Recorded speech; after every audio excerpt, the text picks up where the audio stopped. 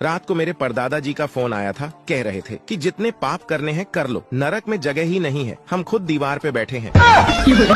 बस वालों के लिए चेतावनी, मूर्खों को आगे न बैठाए वरना जान से हाथ धोनी पड़ सकती है। वीडियो लास्ट तक देखे। चैनल पर नए हैं तो सब्सक्राइब करने से 1 मिनट तक हंसी नहीं रोक पाओगे। गांव का एक आदमी पहली बार अपने गांव से कहीं बाहर जाने के लिए बस में सवार हुआ। कंडक्टर ने ठीक ड्राइवर के पास वाली सीट पर उसे बैठा दिया। बस में वह आदमी बड़े आश्चर्य से इतनी विशाल बस को चलाते ड्राइवर को ही देखता रहा। 1 घंटे बाद चाय पानी के लिए एक ढाबे के सामने बस रुकी और ड्राइवर भी चाय पीने चला गया। वापस लौटा तो देखा कि गियर चेंज करने वाली रॉड गायब थी। वो गुस्से से चिल्लाया, यहाँ लगी गियर रॉड किसने निकाली? उसके पास की सीट पर बैठा वो देहाती आदमी बड़ी नम्रता से बोला, साहब नाराज क्यों होते हो? रास्ते भर मैं कब से देख रहा था कि आप बस चलाते चलाते बार बार ये रॉड निकालने की कोशिश कर रहे हैं, लेकिन निकाल नहीं पाए, बस आप हिला ही पाए। मैंने अपनी पूरी ताकत से निकाल दी। ये लो, ड्राइवर अभी कोमा में है और होश आते ही फिर बेहोश होने की संभावना है। ये भगवान क्या जुल्म है।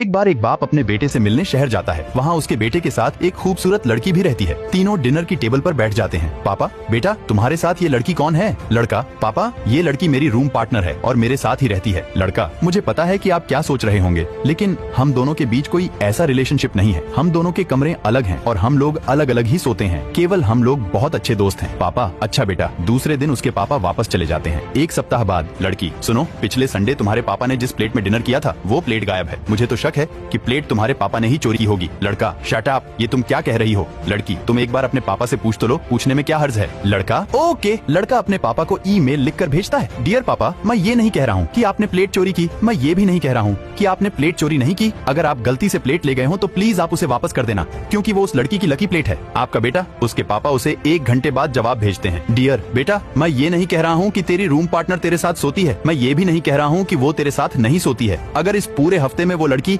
एक बार भी अपने कमरे में अपने बेड पर सो जाती तो उसके तकिए के नीचे ही प्लेट मिल जाती जो मैंने छुपाई थी। तेरा बाप, बाप आखिर बाप होता है।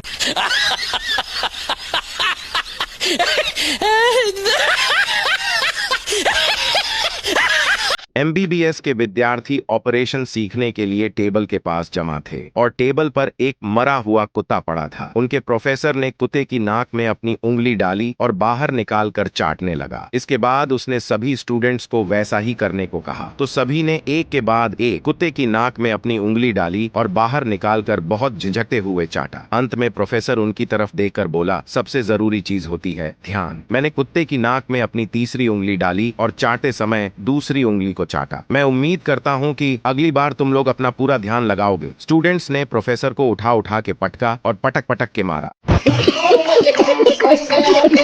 एक चीता सिगरेट का नशा लगाने ही वाला था कि अचानक चूहा वहां आ गया और बोला, भाई छोड़ दो नशा, जिंदगी बहुत कीमती है, आओ मेरे साथ, देखो जंगल कितना खूबसूरत है। चीता चूहे के साथ चल दिया। आगे हाथी बियर ले रहा था। चूहा फिर बोला, भाई छोड़ दो नशा, जिंदगी बहुत कीमती है, आओ मेरे साथ, देखो जंगल कितना खूबसूरत है। अब हाथी भी साथ चल दिया। आगे एक शेर हुक्का पी रहा था। चूहे ने उसे भी यही बात कही। शेर ने हुक्का साइड पर रखा और चूहे को 5-6 थप्पड़ मारे। हाथी बोला, अरे क्यों मार रहे हो इस बेचारे को? शेर बोला, ये साला रोज भांग पी के ऐसे ही सबको पूरी रात जंगल घुमाता है।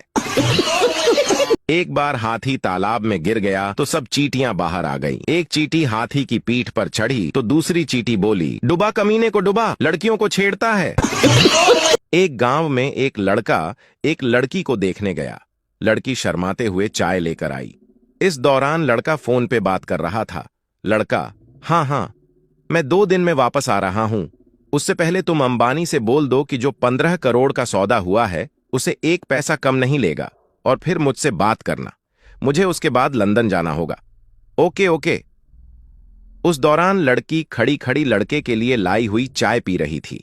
लड़का, ओह सॉरी, बातों बातों में ध्यान ही नहीं रहा, आप यहां खड़ी हो। लड़की, कोई बात नहीं, आपको तो यह भी ध्यान नहीं होगा कि इस छोटे से गांव में किसी भी कंपनी का टावर नहीं है। स्कूल के पीछे नदी में प्रिंसिपल डूब रहा था। गोलू ने देखा और जोर जोर से चिल्लाते हुए भागा, कल छुट्टी है रे, कल छुट्टी है। दो मित्र बचपन से साथ पढ़े साथ खेले। एक पढ़ने में होशियार, दिन भर पढ़ता रहता था। दूसरा पढ़ने में चोर, पढ़ता ही नहीं था। एक तो क्लास में अव्वल रहता, दूसरा मुश्किल से पास होता। 12वीं तक पहुँचते एक ने टॉप किया, दूसरा फेल हो गया। दोनों अब अलग हो गए। पढ़ने वाला मित्र पढ़ता गया, BSc, MSc, PhD, सफल वैज्ञानिक बना। 15 वर्ष बीत गए। वैज्ञानिक बना मित्र आज बहुत खुश था। उसे उत्कृष्ट अनुसंधान कार्य के लिए अवार्ड मिलना था। घर से निकलते उसे अपने मित्र की याद आ गई। सोचने लगा पढ़ता नहीं था, कोई छोटा मोटा काम करता होगा। आज वो यहाँ होता तो देखकर खुश होता कि किस मुकाम पर पहुँच गया। तालियों की गड़गड़ाहट में वो मंत्री जी से अवार्ड लेने नजदीक पहुँचा। यह क्या आश्चर्य, मंत्री वही पुराना मित्र पास बुलाकर कान में बोला, साले मेरे ही आगे हाथ फैलाना था तो इतना पढ़ने की क्या जरूरत थी। एक लड़की सड़क पर चक्कर खाकर गिर गई। काफी भीड़ इकट्ठी हो गई। एक बूढ़ा भी देखने गया और चिल्लाया, कोई नींबू सोडा लाओ रे। एक लड़का भागकर 20 रुपए खर्च करके नींबू सोडा ले आया। बूढ़ा नींबू सोडा खुद ही पे गया और बोला, ऐसे हादसे देखकर मेरा जी बहुत घबराता है।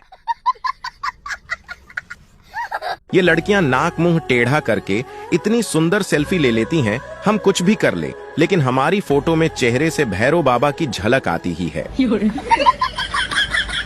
पुलिस पप्पू से बोली, तुमने भिखारी को क्यों मारा? पप्पू बोला, मैंने उसे कितनी बार बोला कि मैं ऐसा वैसा आदमी नहीं हूं, फिर भी बोलता है, एक बार दे दे बाबा।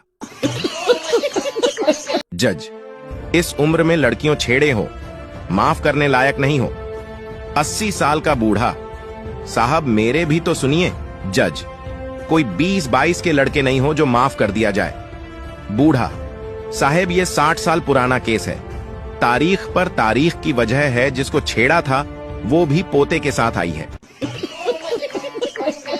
2 बच्चों की माँ तीसरी बार शादी कर रही थी। फेरों के वक्त छोटा बच्चा रोने लगा। बहुत कोशिश की पर उसका रोना बंद नहीं हुआ। तंग आकर माँ बोली, चुप हो जा वरना अगली शादी में लेकर नहीं जाऊंगी। शाबाश बेटा। मेरी गर्लफ्रेंड ने मुझे घर बुलाया। मैं घर गया और बेल बजाई। उसकी छोटी सिस्टर ने दरवाजा खोला। वो मुस्कुरा के बोली, आप बहुत स्मार्ट हो, अभी घर में कोई नहीं है, मैं अकेली हूँ। मैं मुस्कुराया और मैं बाइक की तरफ वापस जाने लगा तो उसकी पूरी फैमिली बाहर आ गई। मेरी शराफत की तारीफ करते हुए मुझे गले लगाया और कहा, हमें ये रिश्ता मंजूर है। अब मैं क्या बताऊं कि मैं बाइक को लॉक करने गया था। 2 छात्र रात में पढ़ते हुए पहला बोला, कितने बजे हैं यार? दूसरा छात्र उठा और एक पत्थर सामने वाले गर्ल्स हॉस्टल में दे मारा। उधर से एक लड़की बाहर आई और बोली, कमीनो अब तो सो जाओ, रात के 2 बज रहे हैं। बड़ा हरामी हो बेटा।